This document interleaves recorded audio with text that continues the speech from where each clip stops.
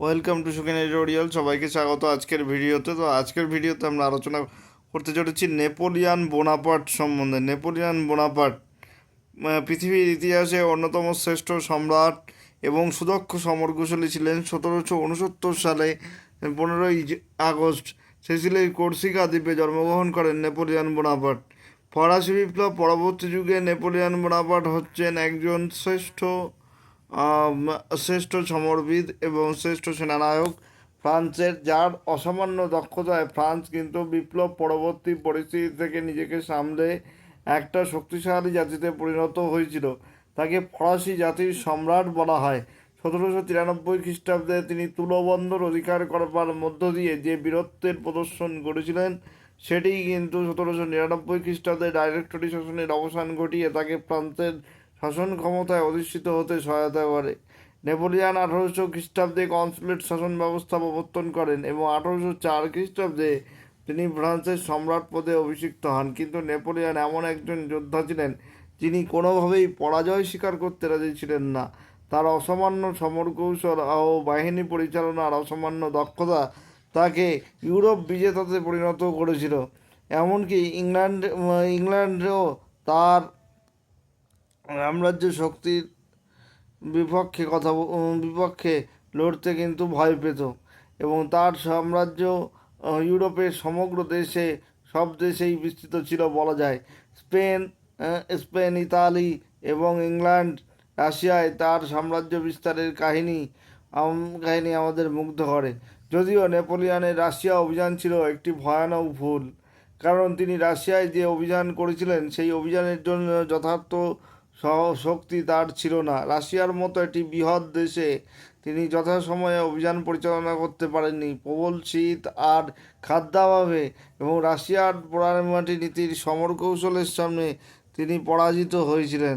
এই বিষয়ে নিঃসন্দেহে বলা যায় নেপোলিয়নের সময় যদি নেপোলিয়নের মতো আরও কয়েকজন সেনানায়ক ফ্রান্সে উপস্থিত থাকতেন, তাহলে ফ্রান্সের ভাগ্য আজকে অন্যভাবে লেখা হতো।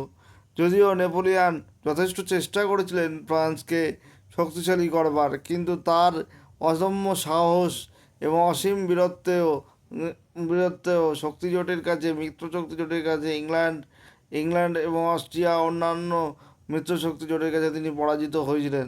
নেপোলিয়ানের অন্যতম অবদান হচ্ছে কোড অফ নেপোলিয়ান 1804 প্রকাশ, কারণ কোড অফ নেপোলিয়ানের মাধ্যমে তিনি আইনের চোখে সাম্য প্রতিষ্ঠা করেছিলেন এবং নারীকে দিয়েছিলেন সম্পত্তির অধিকার।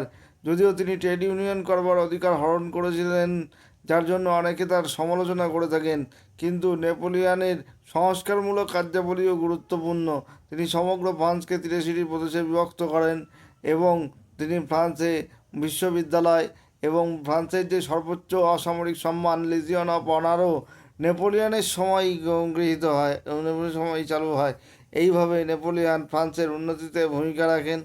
এছাড়াও নেপোলিয়নের দেওয়ানি আইন, বাণিজ্যিক আইন ও ফৌজদারি আইন, যেটা তিনি কোড অফ নেপোলিয়নের মাধ্যমে প্রতিষ্ঠা করেছিলেন, যার ধারার সংখ্যা ছিল 2287টি। এই 2287টি ধারা সম্বলিত কোড অফ নেপোলিয়ান তাকে অমর করে রেখেছে পৃথিবীর ইতিহাসে। তিনি দ্বিতীয় জাস্টিনিয়ান উপাধিতে ভূষিত হয়েছেন। নেপোলিয়নের পতনের অন্যতম কারণ ছিল মহাদেশীয় অবরোধ। যদিও তিনি এটি আর্থিক দূরদৃষ্টি দিয়ে করেছিলেন, কিন্তু ইংল্যান্ডকে ঠেকানোর মতন শক্তিশালী নৌবহর তার না থাকায় তার মহাদেশীয় অবরোধ বা কন্টিনেন্টাল সিস্টেম কিন্তু ব্যর্থতায় পর্যবসিত হয়েছিল, একথা বলাই যায়। সুতরাং আমরা বলতে পারি যে নেপোলিয়নের শাসন আমলে যে যে অগ্রগতি প্রথম দিকে লক্ষ্য করা গিয়েছিল, সেই অগ্রগতির ধারাবাহিকতা তিনি ধরে রাখতে পারেননি। যদি তিনি তা ধরে রাখতে পারতেন, তাহলে অবশ্যই কিন্তু নেপোলিয়ান বিশ্বের শ্রেষ্ঠ সম্রাট রূপে অনেক দিন পর্যন্ত রাজত্ব করতে পারতেন। যাই হোক, প্রথমবার সেন্ট এলবা দ্বীপে নির্বাসিত হওয়ার পর 100 দিন সেন্ট এলবা থেকে ফিরে এসে তিনি 100 দিন রাজত্ব করেন। 1815 খ্রিস্টাব্দে ওয়াটারলু যুদ্ধে পরাজয়ের পর তিনি আবার নির্বাসিত হন সেন্ট হেলেনা দ্বীপে। সেখানেই 1821 খ্রিস্টাব্দের 5ই মে তার মৃত্যু হয় এবং সেই সঙ্গে অবসান ঘটে এক মহাজীবনের, যিনি ফরাসি বিপ্লবের মুক্তিদূত এবং যিনি ফরাসি জাতির ত্রাতা হয়ে দেখা দিয়েছিলেন, সেই নেপোলিয়নের মৃত্যু ঘটে এবং সঙ্গে মৃত্যু ঘটে বিপ্লবের সন্তান তথা বিপ্লবের ধ্বংসকারী অপরাজেয় বীর নেপোলিয়নের।